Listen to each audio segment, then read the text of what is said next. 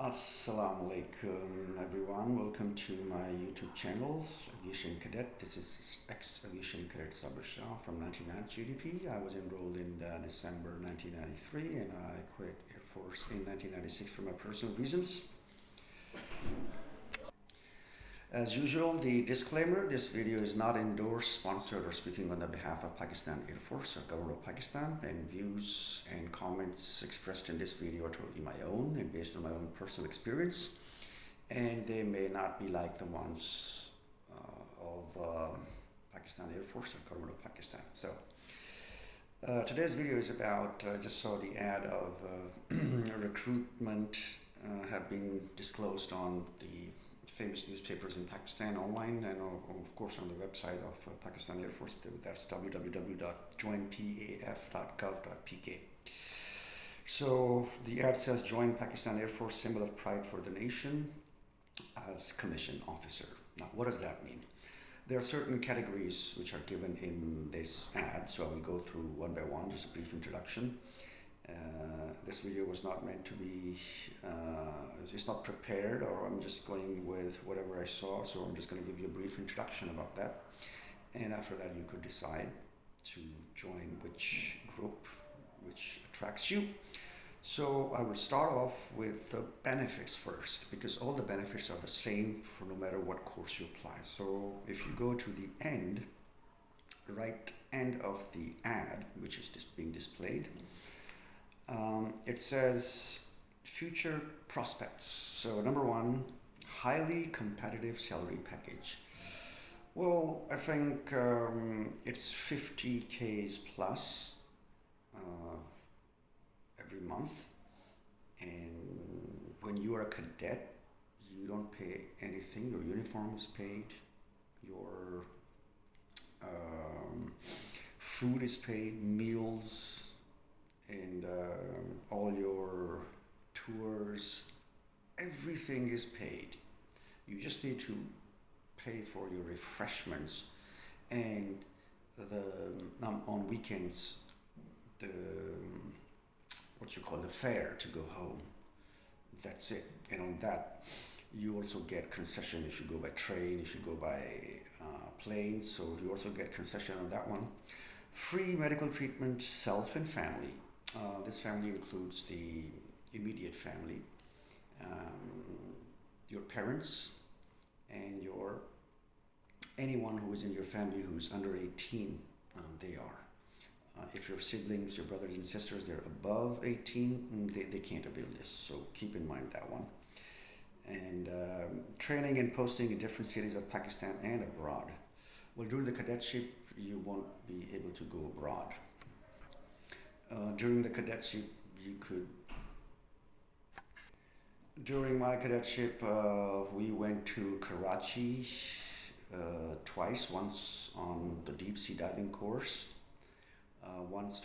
actually 3 times. Second time we went for the guard mounting at Qaid-e-Azam's Mizar, and third time we went before jet conversion.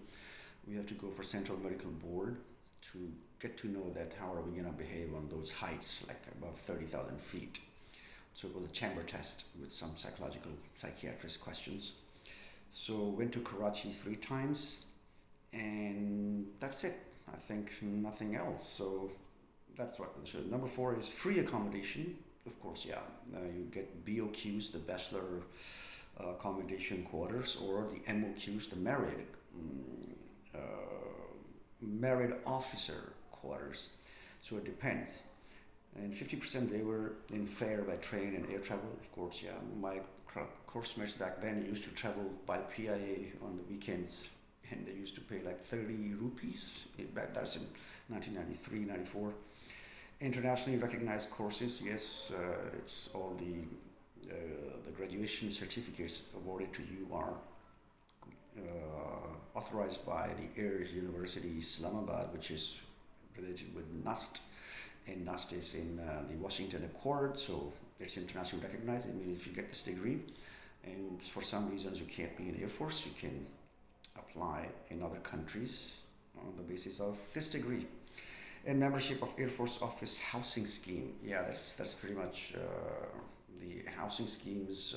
You get a plot or something, and you pay a very least amount of installments every month. Some money is being cut, and then at the end of your retirement or at the end of your compulsory military tenure, after that you would get. So this is what you would get no matter you're a GD pilot, you're a aeronautical engineer, you're a admin or whatever branch you are in.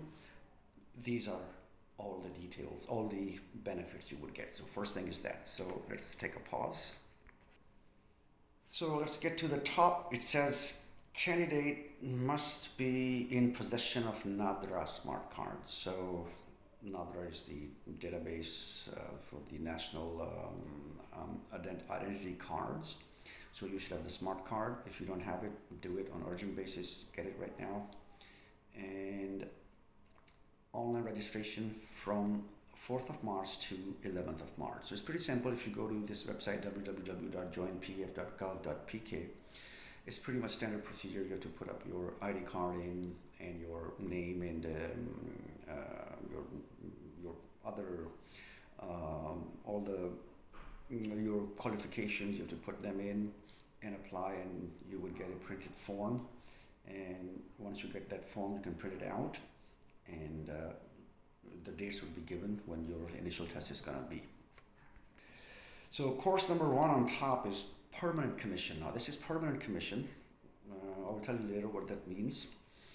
155th general duty pilot. So age is 16 to 22 years of age by November 4th, 2023. So that's going to be the joining date around that time. So you should be, so your birthday should be around minimum 16, so 2007. So if you're born after November 4th, 2007, or before that, you can apply 22 years of age until the 2001 November birth, guys. So 2001 November till 2007, anyone in between can apply. Male citizen of Pakistan, nationality marital status unmarried. And of course, you have to be single, and for if you want to get all the benefits, then you have to stay bachelor for about, during my time it was 8 years after graduation. But it doesn't matter. I mean, but for now, if you're if you're married, divorce your wife, and if you're a woman, divorce your husband. Vision is 6x6 each eye without glasses. Okay, that was a new thing because some of my classmates were allowed to continue even wearing glasses, but I mean 6x6 each eye, so you'll be able to read the 6x6 line with one eye and the other eye. And the tip for that is that you don't close your eyes once you're looking at the thing. Okay, once you cover the eye, don't close both the eyes, keep the eye open, your vision will be clear. Education qualification. A candidate must have passed with minimum 60% marks in aggregate in any of the following: 1, FSC, pre-engineering, pre-medical, computer science; 2, A-level with physics, maths, computer science, biology; 3, FSC with physics and any 2 subjects, maths, statistics, computer science, and biology. So during my time, there was no marks limitation because I had 51% marks in my FSC with chemistry, physics, and biology, and I was still eligible to apply. So lucky guy, back then I was. Training period is 4 years. Now that's 2 years of you'll get your bachelor's BS degree in aviation management, and then 1.5 years of flying, which is going to be 3.5 years, and then I think FCU is done now because you wear ranks during your cadetship, pilot officer ranks. So could be reversed, but I will confirm and let you know later. So 4 years of training. So that's pretty much the 155th general duty pilot, and benefits are the same. Number 2 goes for aeronautical engineering course. Again, it's the same criteria for whatever you have for GDPs. Height is minimum 5'4" One of my course mates was slightly shorter than this height, but he was still allowed to join. That's 163 centimeters. So a bit of exception, they don't really take care of that. I mean, they don't really focus on your height, but it shouldn't be like 4 feet 5 inches. I mean, if you're 5 foot 3 inches, they would still take you. And like seating, nothing. I had a coursemate of 7 foot 4 inch tall. Yeah, I think I exaggerated. Around 7 feet. Two of the coursemates were very tall. So education qualification, here it's a little higher than GDP, 65% marks, and you have to be FSC pre-engineering and A levels with physics, chemistry, and maths, so no others. And training period is also 4 years, and BS degree in aerospace or avionics. So once you join the College of Aeronautical Engineering, after your third or fourth semester, you choose between aerospace and avionics. Avionics deals with the aircrafts, all the systems inside, and aerospace is mostly goes to engines and stuff like that. So that's about aeronautical engineering course. And the next one is air defense course, and that's triple one, 111th air defense course. Age is the same, nationality, marital status, height, same thing. Now education qualification, 60% marks, same as GDPs, and FSC, and it's the same criteria with GDPs, and training period is of 4 years. Now back in my time, we never had this as a separate course. And what we used to do is when some of the people get suspended from flying, they could opt to join air defense course, and they go to Skisser base, and they used to do 6 months of air defense course, and then they could go to radars directly. So air defense course is mostly about the radars. If you're interested in radars, and you know the stuff like ballistic missiles, how they go, how you see the blip on the screens. If you have any interest, apply for that one. That's a good one too. Next one is admin and special duties courses, 30th. And again, during our times, it wasn't there. So again, same. The suspendees, the ones who get suspended from flying, could avail the admin or air defense course depending on what course is coming next. So this is also for 4 years. And again, degree would be aviation management. So initially, what's going to happen, that all these admin and air defense and logistic courses, they would go with the GDP courses, not with aeronautical engineering. Because in the academy, we have two different schools. One is College of Aeronautical Engineering and College of Flying Training, CFT and CAE. So these courses, logistic, admin, air defense, and GDP, they are being trained in the College of Flying Training, but College of Aeronautical Engineering is just totally CAE, just a different college, different building, but within the vicinity of Risalpur Academy. Now, next one is the short courses. Now, the permanent courses are where you get 4 years of training. In short courses, you just become an officer right after a few weeks. So these are called short service commissions, so SSC, and then SPSSC. So one is educational branch. Again, education, you can be a teacher, you can be an instructor, you teach different subjects. Like all our teachers at the College of Flying Training, and even they were non-pilots, and they used to wear the ED wing, which is education wing. So you, after 24 weeks, wow, that's going to be one semester. So within one semester, you would be a flying officer wearing 2 stars on your shoulders. I mean, you would be getting the pay scale of a flying officer, no matter GDP or whatever. The same pay scale, 16th BPS. You can check it online. So, and you could be married too for this one. And education qualification, mathematics, BS or MS Math, better for the MS Maths people. Economics, BS or MS. Accounting and finance, BS or MS MBA. Psychologists, BS, MS in psychology, behavioral science. Islamiyat, religion officer, MA, BS Islamiyat, and Darsi Nizami. And there's a note at the end. Each qualification must be minimum 2nd division from a reputed Pakistan foreign university recognized by HEC, which is Higher Education Commission. So even if you're graduated in a foreign country, If your degree is equivalent, and second division, perfect. I mean, you don't need to secure 60% marks in your BS or MS. You could be lower than that. So education branch, one of the good branches, I would have joined, but I mean, when I will come to that point, when I would be telling about my release from the Air Force, we'll talk about that back then. Admin and special duty course, so that's also a short course. And again, the education qualification is given, but look at the marks. GPA of 2.5 out of 4, of course, and minimum 62.5% marks with annual system from reputed Pakistani foreign university recognized by HEC and PEC, that's Pakistan Engineering Council. So if you're in engineering, you have to get an equivalent PEC card and HEC.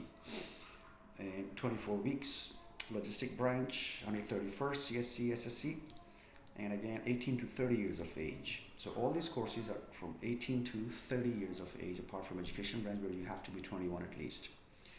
So logistic branch also, there's a note at the end, minimum second division from Pakistani foreign university. So okay, logistic branch doesn't require much. Information technology, that's IT. So you have to be BS, MS in information technology, computer science, software engineering,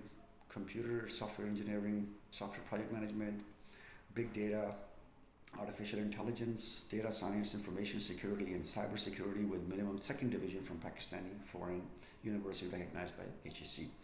Pretty much a lot of foreign universities aren't recognized by HEC because we are now into Washington Accord, and Washington Accord gives privileges to all of them. Anyway, next one is the accounts branch. If you're interested in finance, 18 to 30 years of age, BCom, MCom, and second division again, but less than 60% marks are going to work. So training period again, 24 weeks. In one semester, 6 months, you would be a flying officer in all of them. Legal branch, again, those were lawyers. I'm telling you, you guys are so lucky. Back in our times, we didn't have these luxuries to apply for legal branch, account branch, the information technology, logistic branch, admin and special duty course, education branch, logistic courses, admin and special duty courses, air defense course, nothing. They had different selection procedures, so it's a good thing. For 24, let me add one more thing. For all short courses, you don't have to go for ISSB. Your initial test is going to be the last one.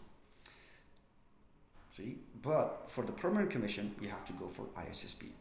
All those first 4 categories, which are, let me tell you again, for general duty pilots, aeronautical engineering, air defense, and admin and special duty courses. So these 4 courses are permanent courses, so for that you have to go for ISSB after passing your initial test. But all the short courses, you include the logistic course too. From education branch onwards, all the way until the legal branch, you don't need to go for ISSB. Right after initial selection center test, once you pass, okay, we'll come to that one, and then you can go. So selection procedure, number 1, online registration at www.joinpaf.gov.pk. So do it today, tomorrow, and it's simple. You just need your smart ID card and you know your credentials. So fill your credentials in, submit the application, make sure that you don't commit any spelling mistakes and stuff like that, and get your registration form. Number 2, intelligence test followed by academic test in the following subjects through e-testing. So it's going to be e-testing, electronic testing, which means you have to be there in front of the computer. Once you give your IQ test, again, same thing, 100 questions in 30 minutes or 40 minutes. Once you finish your IQ test, once you submit, and again, the way is the same. The questions you know, do them first. 100% sure, do them. Keep the notes about the questions you didn't solve. If you're doubtful, don't do that. Go back again. You can scroll back and forward. And then finish. Do not guess. Okay? If you are not sure about a question, leave it. Okay? I always suggest that because your passing marks are 80 and there's negative marking. So if you have one right answer, one wrong answer, you'd get 0. If you get 50 right, 50 wrong, zero. So better do not play the guessing game. Okay, so that's the tip for IQ test. Once you lock the IQ test in, right away within seconds, it's going to tell you, okay, you've passed, or you have, sorry, get out, or you have passed it. And then you would go for the academic test, which is for general duty pilot, air defense, logistic, and admin and special duties, aeronautical engineering, and 131. So English and physics only.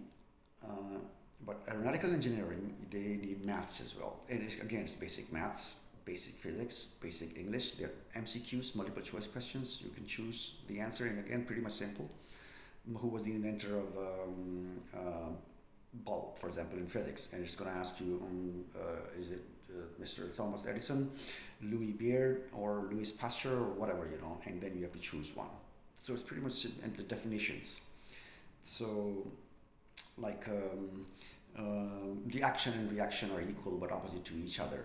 It's the Newton's, again, A, first law of motion, 2, second law of motion, third law of motion, fourth law of motion. If you ever chose fourth law of motion, you would be sent to NASA right away for your ultra genius capabilities. There's no fourth law of motion, by the way. 131st CSC, academic test of relevant subjects. So whatever, CSC is, suppose you applied for the lawyers, to be in a lawyer's team, then your test will be according for the law. And if you have applied for, let's say, IT, then your test will be for the computers. So keep this thing in mind. Now, let's go next. Initial medical examination and interview at INS Center. So, medical examination initially, you go to a hospital, in a PAF hospital, and pretty much simple x-rays, urine, blood, blah, blah, blah, and stuff like that.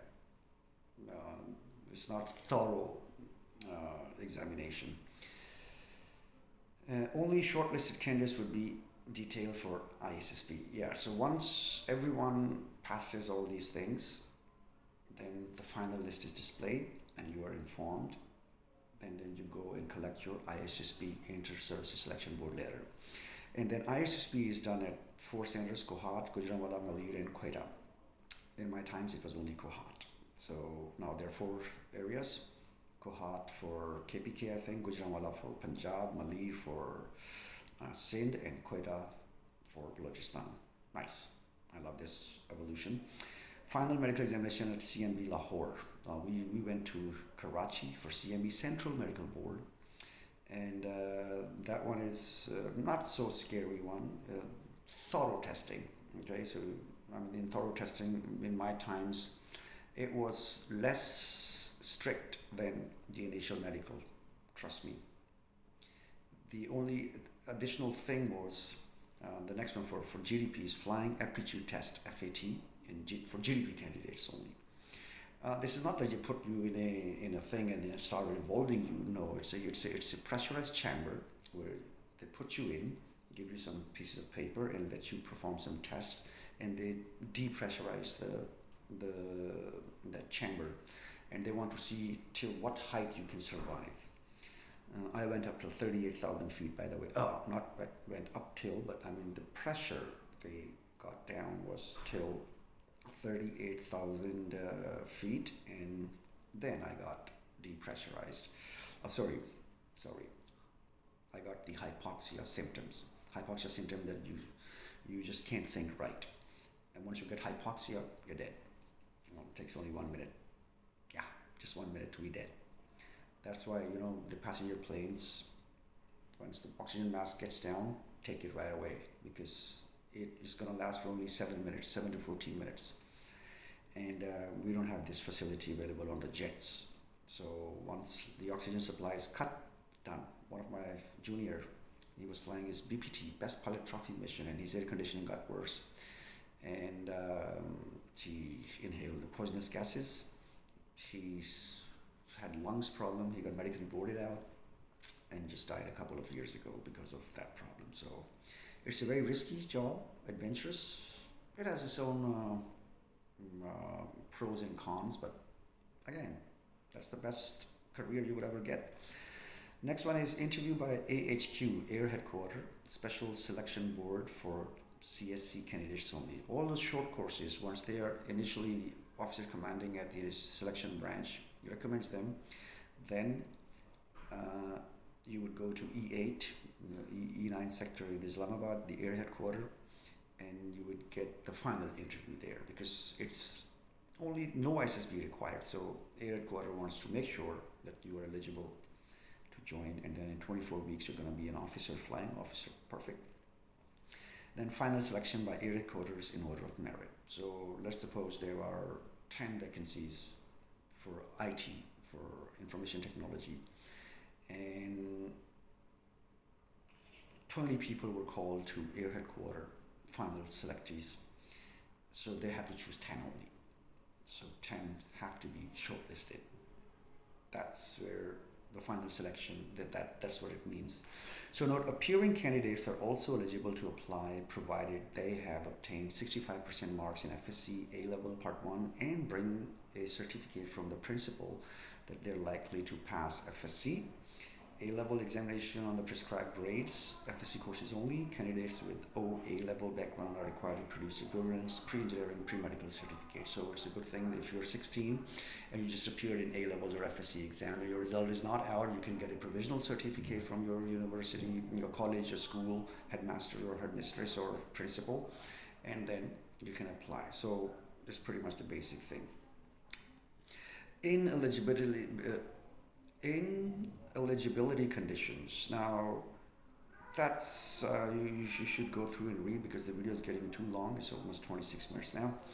So anyhow, guys, my videos are available, how to pass the initial selection test, and I hope a lot of people would try and join. And again, free of cost. Once I will cover the benefits of getting into forces, the inside things when I will tell you, then you would know. Sorry, I was using my iPad, so I had to look down and get my posture a bit different. So I'm back. So guys, this is pretty much it, and it's a great opportunity to be independent. So that's it for today, and I hope that people are going to join, and second to none, Pakistan Air Force. Bye everyone.